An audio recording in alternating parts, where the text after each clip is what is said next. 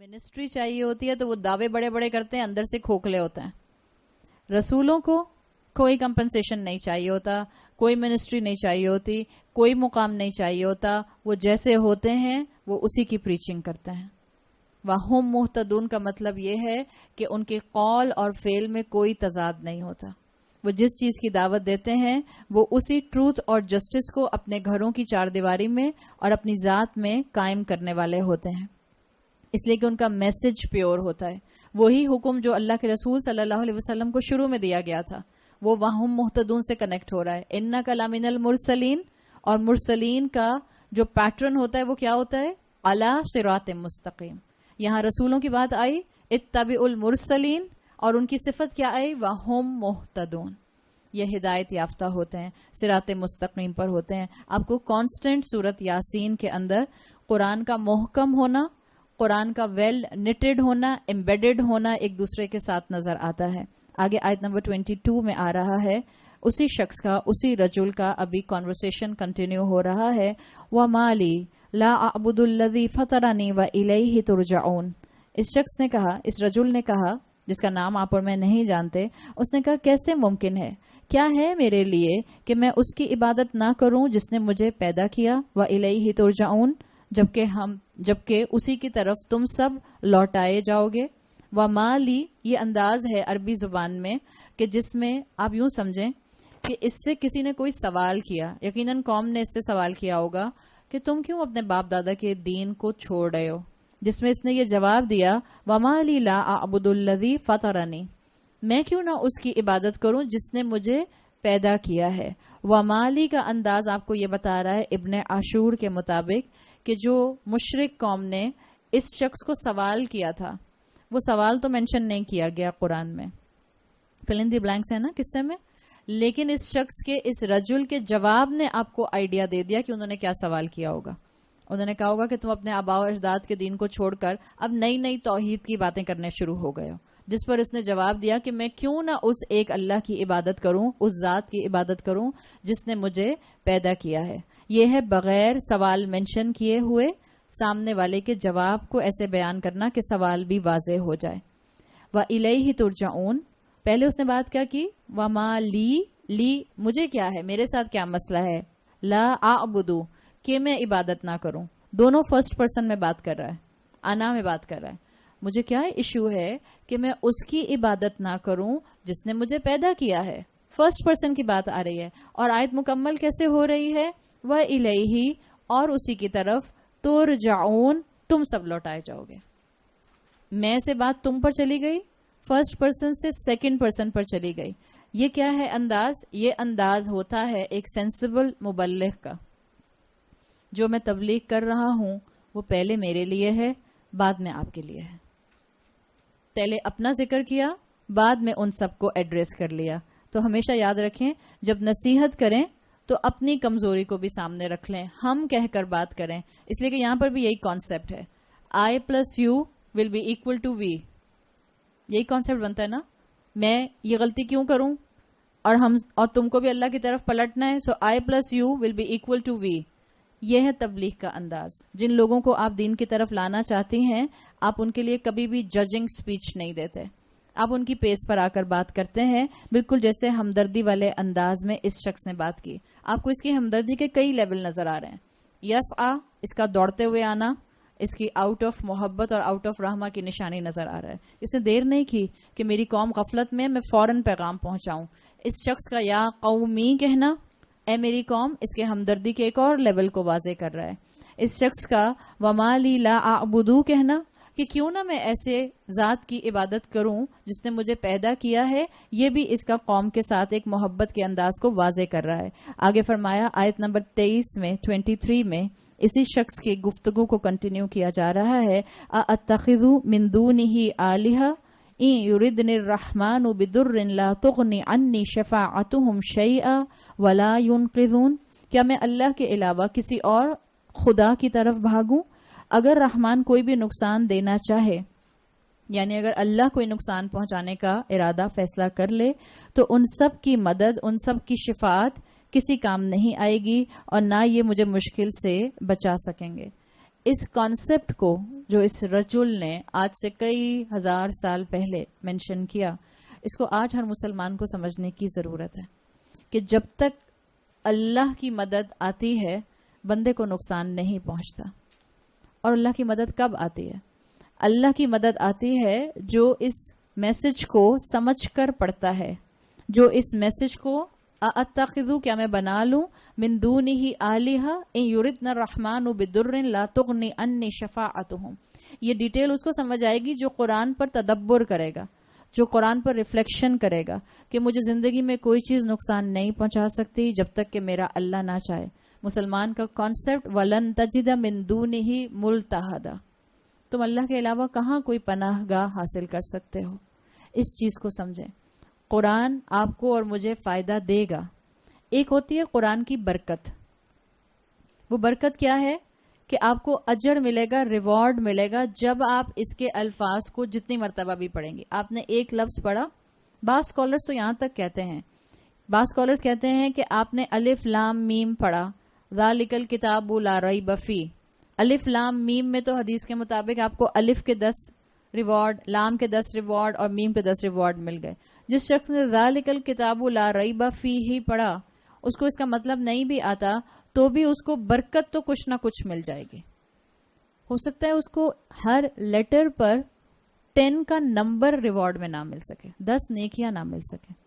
کیوں؟ اس لیے کہ قرآن آیا ہے فہم کے لیے، ذکرہ کے لیے، سمجھ کے لیے، وصیت کے لیے، نصیحت کے لیے. جو بغیر سوچے سمجھے پڑے گا کچھ نہ کچھ اجر تو ملے گا، کچھ نہ کچھ برکت تو اس کو ملے گی، لیکن جو اس کا اصل ایسنس تھا کہ یہ تمہاری پروٹیکشن بنے گا، شاید یہ اس شخص کو حاصل نہیں ہو سکے گی. آج ہمارے معاشرے میں قرآن کا پہلا لیول رہ گیا، برکت سمیٹنے والا، اور جو ہدایت سمیٹنے والا اینگل تھا جو ذکرہ اور وصیت اور نصیحت سے آتا ہے وہ کہیں کھو گیا. جب وہ کھو گیا تو ہمیں یہ احساس ہی نہیں رہا کہ اس قرآن میں لکھا کیا ہے اور یہ کرنے کو کہتا کیا ہے اور اس کو کب پڑھا جاتا ہے اور کب شرم اور حیا سے اس کو کھولا بھی نہیں جا سکتا. سینما کی انوگریشن سیریمنی ہو رہی ہو اور اس سے پہلے آپ تلاوت قرآن کرائیں، کہاں کی انسانیت ہے یہ؟ جب انسان اندھا، گونگا، بہرا ہو کر اس قرآن کو پڑھتا ہے تو پھر اسی طرح کی حرکتوں میں انوالو ہوتا ہے. لکس سٹائل ایوارڈ شروع ہو رہے ہوتے ہیں، اور شروع کیسے ہوتے ہیں اور اس کے بعد کیا ہوتا ہے آپ خود جانتے ہیں سب.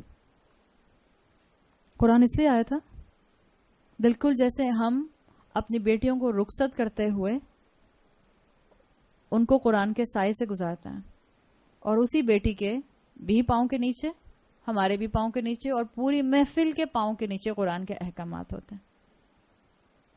ہم نے قرآن کو صرف برکت کی کتاب سمجھ لیا، گھول کر پی جاؤ، چینی میں ڈال کے پی جاؤ، زعفران لگا کر لکھ لو اور پھر پی جاؤ، بس یہ رہ گیا ہمارے معاشرے میں. توہم پرستی، بیڈ اومنز، سپرسٹیشس سٹف، اسی میں انوالو ہو گئے. اور وجہ میں نے کل بتا دی تھی ہم کیوں انوالو ہو گئے. اس کا کام قرآن کا لیول تھا ہدایت کے لیے. اللہ نے آدم علیہ السلام سے کہا تھا جب بھی میری طرف سے ہدایت آئے، جو اس ہدایت کو تھامے گا وَلَا خَوْفٌ عَلَيْهِمْ وَلَا هُمْ يَحْزَنُونَ، ان پر کوئی خوف نہیں ہوگا اور وہ کبھی غم زدہ نہیں ہوں گے. That was the internal part of your life. Physically آپ تکلیف میں ہو سکتے ہیں، That's the part and the mindset of the believer. اللہ نے یہ نہیں کہا تھا کہ جو قرآن کو تدبر کر کے، فہم حاصل کر کے عملاً تھام لے گا اب اس کی زندگی میں کبھی کوئی مشکل نہیں آئے گی، اب اسے کبھی کوئی ہرٹ نہیں کرے گا، اب اس کی آنکھ میں کبھی کوئی آنسو نہیں آئے گا. وَلَا خَوْفٌ عَلَيْهِمْ وَلَا هُمْ يَحْزَنُونَ is the internal mindset. It's your internal disposition. باہر تکلیف آئے گی، باہر آپ ہرٹ ہوں گی، فزیکلی چوٹ لگے گی، فزیکلی کوئی ٹراما آئے گا، کوئی مس ہیپ ہو جائے گا، بٹ آپ کا انٹرنل کانشیس آپ کو اللہ سے کنیکٹڈ رکھے گا. اسی لیے آپ صلی اللہ علیہ وسلم نے فرمایا ہے کہ مومن کا ہر معاملہ عجیب ہوتا ہے. مشکل آتی ہے، صبر کرتا ہے، اجر پاتا ہے. نیکی نعمت ملتی ہے، شکر کرتا ہے، اجر پاتا ہے. انٹرنل مائنڈ سیٹ سیم رہتا ہے اس کا. وہ اپنے برائی جو اس کے سامنے زندگی میں آتی ہے، جو ایکسیڈنٹ آتا ہے، جو کلیمٹی آتی ہے، جو کوئی اس طرح کا واقعہ آتا ہے جو ان پلیزنٹ ہوتا ہے وہ اس میں سے بھی خیر نکال لیتا ہے، اس لیے کہ اس نے قرآن میں فہم حاصل کیا ہے. کیا پتا کوئی چیز تمہیں بری لگے مگر اس میں تمہارے لیے خیر ہو، اینڈ وائس ورسا. کیا پتا کوئی چیز تمہیں اچھی لگ رہی ہے، اگر اللہ نہیں دے رہا اس میں تمہارے لیے خیر ہے. قرآن اس لیے آیا تھا، مائنڈ سیٹ بدلنے کے لیے، زندگی کا مقصد دینے کے لیے، زندگی کو ہدایت کے راستے پر چلانے کے لیے. ہم نے اس کو برکت کے لیے صرف بنا لیا، ہم نے اس کو دیواروں پر ہینگ کرنے کے لیے صرف بنا لیا. اگر آپ کے گھر میں دیوار پر کوئی بھی چیز، کوئی بھی کلام اللہ کا، آیت، تسبیح، ذکر ہینگ ہے، سو اس کا تقاضا ہے کہ آپ کی جب اس پر نظر پڑے آپ اس فریز کو پورا پڑھیں. اسکالرز کہتے ہیں اگر دیوار پر ہینگ کی ہے تو پھر آپ پڑھیں اس کو ہر دفعہ، تاکہ that will become a reminder. قرآن دیواروں کی زینت بننے نہیں آیا تھا. قرآن کہاں کی زینت بننے آیا تھا؟ قرآن دلوں کی زینت بننے آیا تھا. پلیز اب میں یہ نہیں کہہ رہی کہ آپ نزیحہ کے گھر پہ دیواروں پہ لگی ہوئی کیلیگرافی کو دیکھ دیکھ کے سوچیں اچھا نزیحہ پڑھتی ہیں کہ نہیں پڑھتی. ہر انسان اپنی ذات میں خود اللہ کے سامنے مکلف ہے. اپنی فکر کریں، اپنے گھروں میں جب بھی لگائیں. ہم بعض اوقات اپنے گھروں کے باہر بڑا بڑا لکھ کر لگا لیتے ہیں جب نیا گھر بنتا ہے، فَبِأَيِّ آلَاءِ رَبِّكُمَا تُكَذِّبَانِ. اور پھر اسی گھر کی جب ہم پارٹی تھرو کرتے ہیں، ویلکم پارٹی تھرو کرتے ہیں، تو پھر اس کے اندر شراب سرو ہو رہی ہوتی ہے.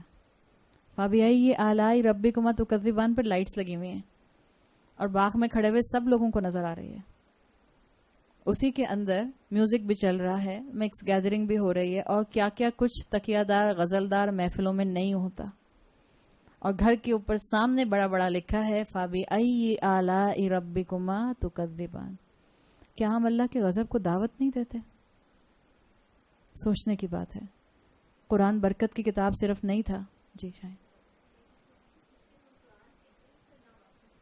جی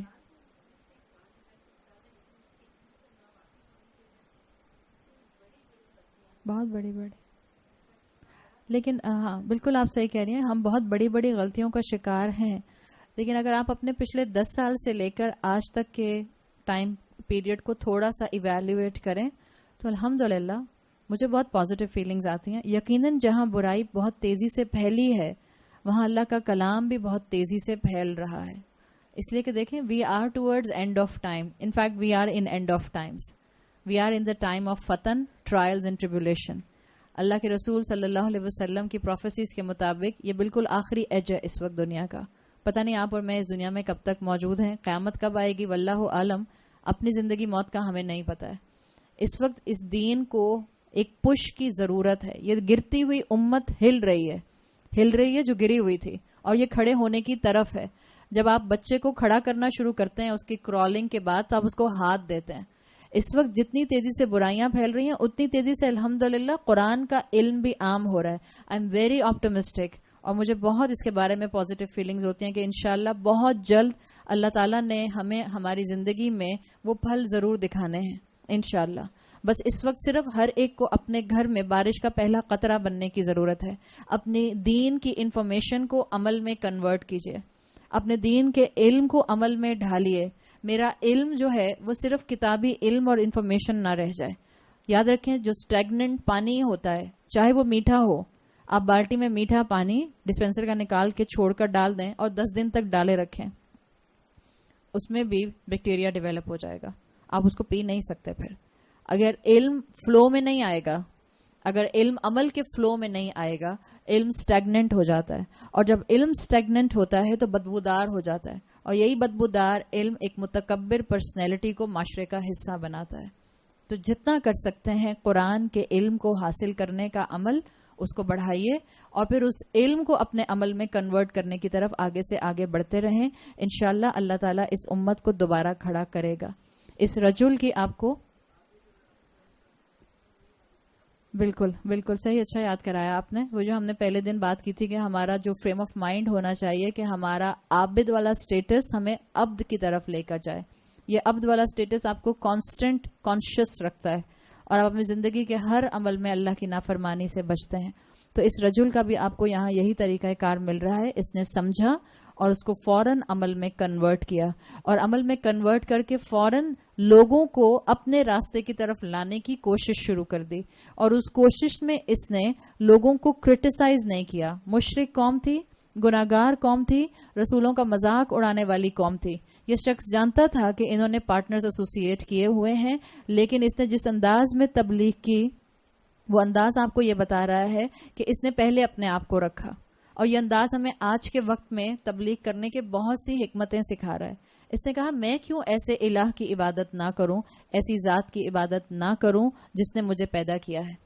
اس نے بات اس سے نہیں شروع کی کیوں آپ لوگ بتوں کی پوجا کرتے ہیں، یہ کہہ کے نہیں شروع کیا. اس میں آپ کی اور میرے لیے کیا سبق ہے؟ ہمارے بچے جو باہر کی یونیورسٹیز میں پڑھ رہے ہیں، یا ہمارے بچے جو پاکستان میں بھی الحمدللہ ہیں اور جن کو اس طرح کے مائنڈ سیٹ سے کانسٹنٹ جو ہے وہ انٹریکشن ہوتا ہے، جب بچوں سے سوال کیا جاتا ہے کہ ایتھیزم کو اسلام سپورٹ کیوں نہیں کرتا، سو بجائے اس کے کہ آپ دلائل دینا شروع کریں کہ ایتھیزم میں کیا پرابلم ہے، جسٹ ٹرن دا ٹیبل. آپ یہ بتائیں آپ ایتھیزم پر بلیف کیوں نہیں کرتے ہیں؟ واٹس دا پوائنٹ کہ آپ ایتھیزم کو صحیح نہیں سمجھ سکتے؟ واٹس دا پوائنٹ کہ آپ ہومو سیکشولیٹی کی فیور میں نہیں بول سکتے؟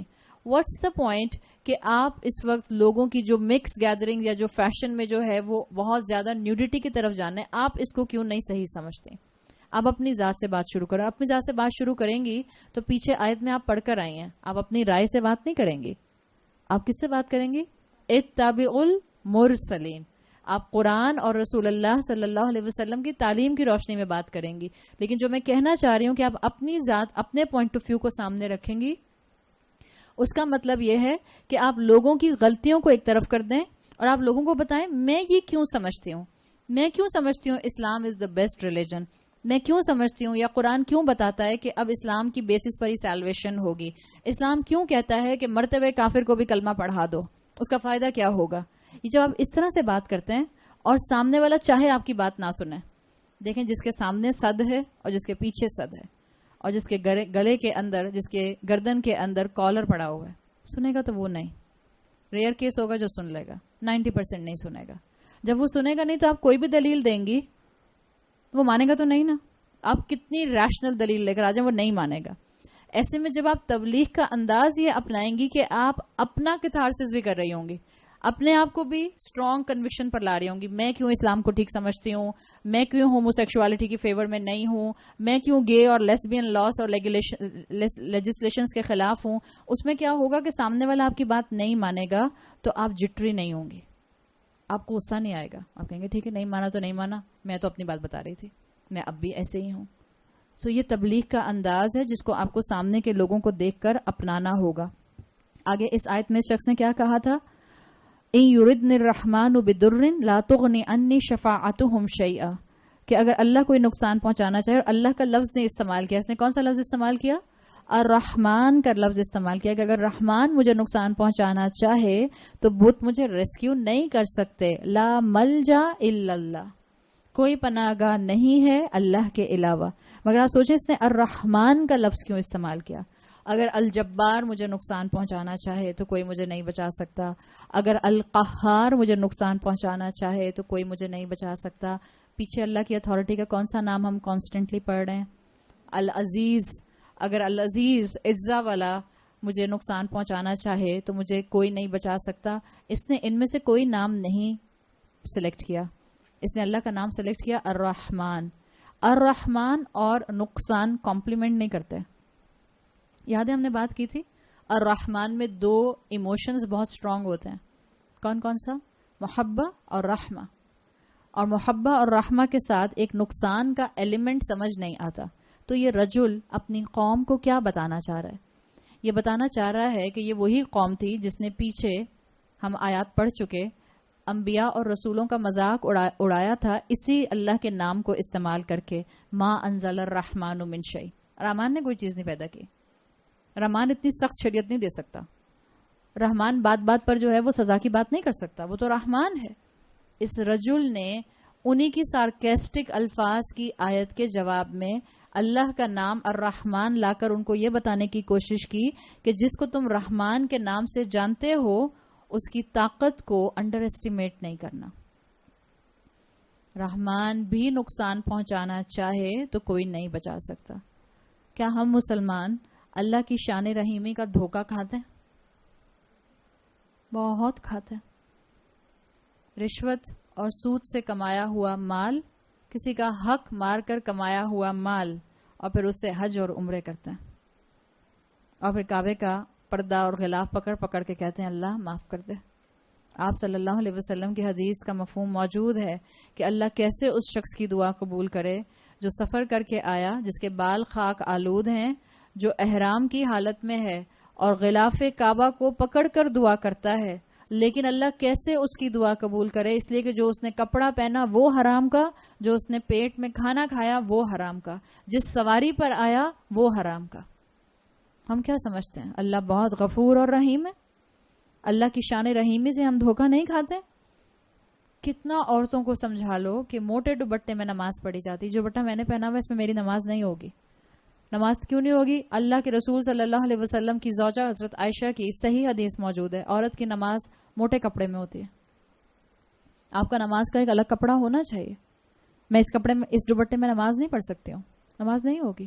پھر اگر میری سلیوز یہاں تک چڑھی ہوئی ہیں اور میری رسٹ کھلی ہوئی ہے، میری نماز نہیں ہوگی. میری نماز کے لیے میرا سطر پورا کور ہونا، کور ہونے کا مطلب ریپ ہونا نہیں ہے. دیر is a difference between rape ہونا اور کور ہونا. ریپ والا نہیں، میوزک والا ریپ نہیں، ڈبلیو والا ریپ. ایک ہوتا ہے میں اس گھڑی کے گرد ایک چیز ریپ کر دوں ایسے کر کے، اور میں نے اس کو بالکل ٹائٹ کر دیا، اب یہ ریپ ہے. صحیح، یہ ریپ ہے. اور اگر میں نے اس کو بس ایسے کر دیا اب کور ہے. So there is a difference between to wrap something and to cover something. جب عورت کو نماز پڑھنی ہوتی ہے تو اس کو اپنے آپ کو ریپ نہیں کرنا ہوتا، اس کو اپنے آپ کو کور کرنا ہوتا ہے. سو برائے مہربانی اگر آپ سکنی جینز پہنتی ہیں، یا اگر آپ ٹائٹ لیگنز پہنتی ہیں، یا اگر آپ ایسا چوڑی دار پجامہ پہنتی ہیں جس کو اتارنے کے لیے آپ کو کشتی لڑنی پڑتی ہے، تو پلیز اس کے اندر نماز نہیں ہوتی ہے. یا تو پھر اپنا کوئی اسکرٹ بنائیے، عبایا بنائیے جس کو آپ نماز کے ٹائم پر پہن لیں. اول تو پلیز وہ پہنے بھی نہیں. اتنا دل سے دعا نکلتی ہے اللہ ہم سب کی بچیوں کو ہدایت دے. وہ لباس جو ہمارے جسم کی ایک ایک ساخت کو واضح کر دے، وہ لباس آپ گھر میں بھی نہیں پہن سکتے. بیٹی باپ کے سامنے پہن سکتی ہے؟ نہیں پہن سکتی ہے. کیسے پہن سکتی ہے؟ انفیکٹ عورت کے سامنے نہیں پہن سکتی. اتنے بڑے بڑے چاک پہن لیتے ہیں ہم، اور پھر ہمارے اوپر تک سلٹس ہوتے ہیں، اور وہ ہمیں تھائیز اپنی فل ٹائٹ لیگنز پہنے ہوئے ہوتے ہیں. عورت کے سامنے سطر کیا ہے؟ نیول ٹو نی، ناف سے لے کر گھٹنوں تک. یا آپ کسی عورت کے سامنے بھی نہیں کھول سکتے انٹل انلیس کہ آپ گائنوکالوجسٹ کے پاس جا رہی ہیں یا ڈاکٹر کے پاس جا رہے ہیں. اور ہمارے یہاں کتنا کامن ہے انڈر لیگز ویکسنگ کروانا. اٹس حرام، فوربڈن، ناٹ الاؤڈ. نماز کے لیے موٹی چادر استعمال کیجیے. نماز کے لیے ایسی چادر استعمال کیجیے کہ جس میں آپ سر سے پاؤں تک کور ہو جائیں. اگر آپ نے ڈھیلا لباس نہیں پہنا ہوا ہے، کوئی عبایا رکھ لیجیے اپنا، کوئی اسکرٹ بنا لیجیے اپنا. اس چیز کا احساس کیجیے. یہ تو میں لباس کی بات کر رہی ہوں. عورتوں نے نیل پالش لگائی ہوتی ہے اور کئی کئی دن سے لگائی ہوئی ہوتی ہے. اب تو جب سے یہ اللہ ہم پر اپنا رحم کرے، یہ جب سے کون سے والے نیلز آئے ہیں، آرگینک نیلز ہیں، آرگینک کلرز آئے ہیں کچھ. جب آپ اپنا ایسا مینیکیور کرواتے ہیں، جب آپ جاتے ہیں سیلونز کے اندر اور اپنے نیلز کے اوپر پتہ نہیں کون سا نیل آرٹ بنوا کر آتے ہیں جو 15-20 دن تک پانی میں ہاتھ جانے سے بھی نہیں اترتا، اسی کے ساتھ آپ نماز پڑھ رہی ہیں. کیوں دین کا مذاق بنا رہے ہیں؟ کون سی اللہ کی شان رحیمی کے انتظار میں بیٹھے ہوئے ہیں؟ اللہ نے کہا ہے وضو نہیں ہوگا اگر آپ کے نیل کے اوپر کوئی سکن ہوگی. ہم نے ایکولنٹ کر لیا. دین میں جب ہم آگے بڑھتے ہیں، جب ہم رسولوں کا اتباع نہیں کرتے تو یہ ہوتا ہے. عورتوں کو سمجھاؤ تو عورتیں کہتی ہیں موزوں پر بھی تو مسح کر سکتے ہیں، میں نے ناخنوں پر مسح کر لیا. دس از اے ایڈیشن ان دا دین. اللہ کے رسول نے سکھایا کہ اپنے ناخنوں کا مسح کر لینا. جس چیز، یہ بالکل وہی چیز ہے جس کا ہم نے ذکر کیا تھا. کسی بھی مزار پر جا کر کسی سیمنٹ کے سامنے اس کو بوسا دیں گے تو شرک. حرم میں جا کر حجر اسود کو بوسا دیں گے تو عین عبادت. موزوں پر مسح کرنے کا رسول اللہ صلی اللہ علیہ وسلم نے بتا دیا، الاؤڈ. نیلز کے اوپر نیل پالش لگا کر مسح کرنے کا نہیں بتایا، ناٹ الاؤڈ. مت آئیں ان دھوکوں میں، یہ پینیٹریٹڈ ہے، یہ آکسیجنیٹڈ ہے، اس میں سے پانی پینیٹریٹ کر جاتا ہے. آپ نے ٹرائی کر کے دیکھا ہے؟ مسلمانوں کو بے وقوف بنانے کے لیے ساری قومیں موجود ہیں. یا تو پہلے پریکٹیکل کر کے دیکھ لیجئے. کوئی ایسی نیل پالش اب تک یہاں تک نہیں پہنچی پاکستان میں جس کو بڑے بڑے کلیم کر کے کہا گیا کہ اس میں سے پانی پینیٹریٹ ہو جاتا ہے. سیدھا سا علاج ہے، کر کے دیکھ لیجئے. میں نے تو 4 کو کر کے دیکھا، کسی میں سے بھی نہیں گیا. بٹر پیپر کے اوپر نیل پالش لگائیے اور اوپر پانی ڈالیے. اگر پانی نیچے بہ جاتا ہے تو نیل پالش پینیٹریٹنگ ہے، نہیں بہتا تو nail polish is not oxygenated. پانی نہیں بہے گا اس کے اندر سے، اور نہیں بہتا ہے. کیوں اپنی عبادت ضائع کرتے ہیں؟ عاملات الناصبہ، عمل کرنے والے اور تھکنے والے. نماز پڑھی بھی اور سر سے اوپر اٹھی نہیں تو فائدہ. مت دھوکے میں آئے. یہ دنیا متاع الغرور ہے، دھوکے کا سامان ہے. پہچانے اللہ نے مجھے اور آپ کو ایک بہت اعلیٰ مقصد سے پیدا کیا ہے، بہت اعلیٰ مقصد سے. کسی کو بہت شوق ہے نیل پالش لگانے کا، ایک وضو کر کے نیل پالش لگائیے، دوسرے وضو سے پہلے اتاریے، اپنا وضو کیجئے، نماز پڑھیے، پھر لگا لیجئے. کرتی رہیں سارا دن یہی کام، بڑی فارغ ہیں آپ. 12 لگا کسی کو شوق ہے تو میں منع نہیں کروں گی، لیکن پلیز اپنی نماز ضائع مت کیجئے. اگر آپ کو شوق ہے تو کیجئے. ایک ٹائم پہ مجھے بھی یہ شوق تھا، میں نے بہت کیا ہے. اتنا ہی شوق تھا مجھے کہ میں ہر نماز سے پہلے نیل پالش اور ریموور سے اتارا. اس وقت تو پیل آف نہیں آتی تھی، اب تو پیل آف آ گئی ہے. تو آپ پیل آف اتار دیجئے، وضو کیجئے دوبارہ، پھر لگا لیجئے اگر آپ کو بہت شوق ہے. مگر آپ کا وقت یاد رکھیے گا اللہ کے ہاں حساب کے قابل ہے. اللہ پوچھے گا کہاں وقت لگایا؟ اب کہ اللہ 5 وقت نماز پڑھتی تھی اور 5 مرتبہ نیل پالش لگاتی تھی اور اتارتی تھی. اللہ کی شان رحیمی کا دھوکہ مت کھائیں پلیز. اللہ تعالیٰ نے مجھے اور آپ کو گناہوں میں انوالو ہونے کے لیے اپنے شان رحیمی کو سامنے نہیں رکھا. اللہ نے قرآن میں رحمان کا لفظ بڑی ان سخت ٹف آیات کے ساتھ رکھا ہے جہاں اللہ کا غضب نازل ہوتا ہے. جب عیسائیوں نے کہا کہ عیسیٰ علیہ السلام اللہ کے بیٹے ہیں، وہاں رحمان کا لفظ آیا ہے کہ رحمان اگر چاہے تو آسمان پھٹ نہ جائے اور زمین شق نہ ہو جائے. تو اللہ کی شان رحیمی سے نقصان اپنا انسان نہ اٹھائے، ناجائز فائدہ نہ اٹھائے. اللہ جہاں الرحمان ہے، سورہ فاتحہ میں اللہ کا انٹروڈکشن کمپلیٹ ہے. کسی کو عقیدہ اسماء و صفات نہیں بھی آتا، سورہ فاتحہ کی پہلی 3 آیات عقیدہ اسماء و صفات میں کافی ہیں. اللہ کا کمپلیٹ انٹروڈکشن. الحمدللہ رب العالمین، تمام جہانوں کا رب، the ultimate authority, the divine reality, الرحمن الرحیم، بہت زیادہ رحم کرنے والا، بٹ ساتھ ساتھ جسٹس میں سب سے آگے، مالک یوم الدین، کمپلیٹ عدل کرنے والا. تو اس کی شان رحیمی آپ کو اور مجھے اس کے انصاف سے دور نہ کر دے. آگے آیت نمبر 24 میں فرمایا اسی شخص نے انی اذن لفی ضلال مبین، اگر میں نے اللہ کے ساتھ الہ بنا لیے، سپورٹرز بنا لیے، تو میں تو سیویئر کنفیوژن کا شکار ہو جاؤں گا. آپ دیکھیں اس کو معلوم تھا یہ مشرک قوم سے بات کر رہا ہے. اس کو معلوم تھا مشرک قوم نے اپنے اللہ کے ساتھ پارٹنرز ایسوسیٹ کیے ہوئے ہیں. اس کو معلوم تھا یہ بالکل کنفیوز نہیں ہے، لیکن اس نے اپنے اوپر بات رکھ کے کہی انی اذن، اگر میں نے یہ کیا، یہ اذن جو ہے اس میں کنڈیشن ہے. انی اذن، اگر میں نے رحمان کے ساتھ اور الہ کنسیڈر کیے تو میں ایک کھلی کنفیوژن کا شکار ہو جاؤں گا، یعنی میں بھٹک جاؤں گا. اور اس نے اپنی قوم کو اوفینڈ کیے بغیر ان کو توحید کی دعوت دے دی. یہی چیز آپ کو یہاں مینشن کی بھی مل رہی ہے. آگے آیت نمبر 25 میں آگے اس نے کہا انی، یقیناً میں، آمنتو، ایمان لایا میں، بی ربکم، تم سب کے رب پر. میں ایمان لایا کس کے رب پر؟ تم سب کے رب پر. فاسمعونی، تو تم لوگ میری بات کو غور سے سنو. 2 مرتبہ پہلے اس نے بولا میں، انی یقیناً میں، آمنتو ایمان لایا میں. عربی میں اس کو کہتے ہیں جب آپ ایک ہی اس طرح سے یوں سمجھ لیجیے پروناؤن کو، ضمیر کو یا فاعل کو ایک ساتھ کنزیکٹو دیکھتے ہیں. الاثبات علی غیر فاعل، آپ میں سے جو گرامر لکھنے والے ہیں وہ شاید اس کا فائدہ اٹھا لیں گے. یعنی توکید کے لیے اس کو لایا جاتا ہے، کسی بات میں اسٹیڈ فاسٹنس شو کرنے کے لیے لایا جاتا ہے. الاثبات، کسی بات کو ثابت کرنے کے لیے اس بات کو لایا جاتا ہے جب ایک ہی فاعل 2 مرتبہ آتا ہے. اس نے پہلے کہا تھا، آپ دیکھیں کانسٹنٹ اب تک پیچھے آیت میں کہہ رہا تھا، تبلیغ کر رہا تھا میں، وما لی انا اعبدو، وما لی اور مجھے کیا ہے، لا اعبدو میں عبادت نہ کروں، فطرنی اس نے مجھے پیدا کیا، یردنی اگر میرے ساتھ ارادہ کرے، لا تغنی عنی مجھے جو ہے وہ کسی قسم کا فائدہ نہیں ہوگا. انی اذن لفی دلال مبین, میں نقصان میں چلا جاؤں گا. انی آمنتو, میں ایمان لایا. اور اب آ کے کہہ رہا ہے میں ایمان لایا بربکم, تمہارے رب پر, یعنی ان کو اپنی دعوت کا حصہ بنا لیا. اس لیے کہ یہ دعوت کا انداز ہے, یہ جدل کا انداز نہیں ہے. جدل کیا ہوتا ہے؟ جدال, ڈائلاگ کیے جاتے ہیں جب نان مسلمز کے ساتھ. جدال کا انداز بالکل الگ ہوتا ہے. آپ اور میں کوئی بھی ایسی کمپیریٹیو ریلیجن اسٹڈی میں آگے نہیں ہے کہ آپ اور میں کسی نان مسلم کے ساتھ جدال کی کیٹیگری میں آئیں. آپ اور میں کانسٹنٹ تبلیغ کر رہے ہوتے ہیں. تو اپنا انداز ہمیشہ ہمدردی والا, محبت والا اور ایک دوسرے کے ساتھ افیلیشن والا رکھیں.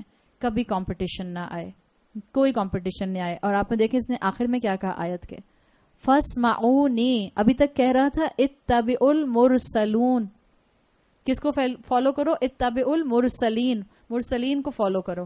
اب کہہ رہا ہے فَاسْمَعُونِي, میری بات سنو. یعنی دین کے راستے پر چلنے والے کمپٹیشن میں نہیں ہوتے. اور یہ انبیاء کی دعوت تھی, انبیاء کی اس کو سپورٹ تھی کہ اس نے یہاں یہ بات واضح کر دی کہ دعوت کا کام جو ہے ہم سب ایک ہی پیس پر کر رہے ہیں. اور آپ کو اور مجھے بھی اپنے اس معاشرے میں الحمدللہ یہاں بہت سے چہرے ایسے ہیں جو دعوت کے کام میں ٹیم ورک کے ساتھ انوالو ہیں. محبت کے ساتھ دین کا کام کیجیے. اور اگر آپ کسی بھی ٹیم کے ساتھ انوالو نہیں ہیں تو ہر دین کا پھیلانے والا ادارہ اور ہر دین کا دائی, ہر دین کا اسکالر, اس کے لیے میرے دل میں عزت, احترام اور محبت ہونی چاہیے. اور ساتھ ساتھ یہ بھی خیال رکھا کریں, ہر دین کا پہنچانے والا جو اسکالر ہے, میں اسکالر کی بات کر رہی ہوں, جو اسکالر ہے, جو دائی ہے اور جو حقیقتاً اپنے کردار اور اپنے قول میں تضاد نہیں رکھتا, انسانی حد تک کوئی کمزوری ہے, ایسے انسان کے لیے اپنے لیے ایک اصول رکھیں, اس کو انسان سمجھیں.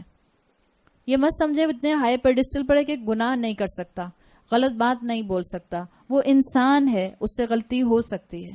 سب کا عزت, سب کا احترام کریں. جیسے یہ ریلیشن شپ یہاں پر سکھایا جا رہا ہے کہ اللہ تعالیٰ مجھے اور آپ کو یہ چیز سکھا رہے ہیں اس شخص کے ذریعے کہ ہم دین میں آگے بڑھنے والے محبت, احترام کے ساتھ ایک دوسرے کا ہاتھ تھامیں. اختلاف ہو سکتا ہے لیکن جھگڑے کی گنجائش نہیں ہے. اختلاف ہونا اور پھر ایک دوسرے کو برداشت کرنا اس دین کی خوبصورتی ہے. آپ کو صحابہ میں اختلاف نظر آتا ہے لیکن وہ لڑتے نہیں تھے ایک دوسرے کے ساتھ, ایک دوسرے پر کفر کے فتوے نہیں لگاتے تھے, ایک دوسرے کا گریبان نہیں پکڑ لیا کرتے تھے. اسی چیز کو اپنے اندر لے کر آئیں. نہ اپنے دین کے کام کو ورلڈلی گین کے لیے کرنا ہے, نہ انسانوں سے کمپنسیشن لینے کے لیے کرنا ہے, نہ کوئی ہمیں دنیا کا ریوارڈ اور سیلری چاہیے, نہ ہمیں کوئی نمبر کاؤنٹ آڈینس کا چاہیے. ہمارا مقصد کیا ہے؟ اللہ کا پیغام اللہ کے بندوں کے دل میں اتر جائے. اور الحمدللہ ایک نے بھی سنا اور اس کے دل پر اثر ہو گیا تو انشاءاللہ اس کا اجر, اس کا ریوارڈ قبر تک ہمارے ساتھ چلے گا. بارک اللہ لی ولکم فی القرآن الحکیم ونفعنی وإیاکم بآیاتی وذکر الحکیم. سبحانک اللہم وبحمدک نشہد ان لا الہ الا انت نستغفرک ونتوب الیک. جزاک اللہ خیرا. السلام علیکم ورحمۃ اللہ وبرکاتہ.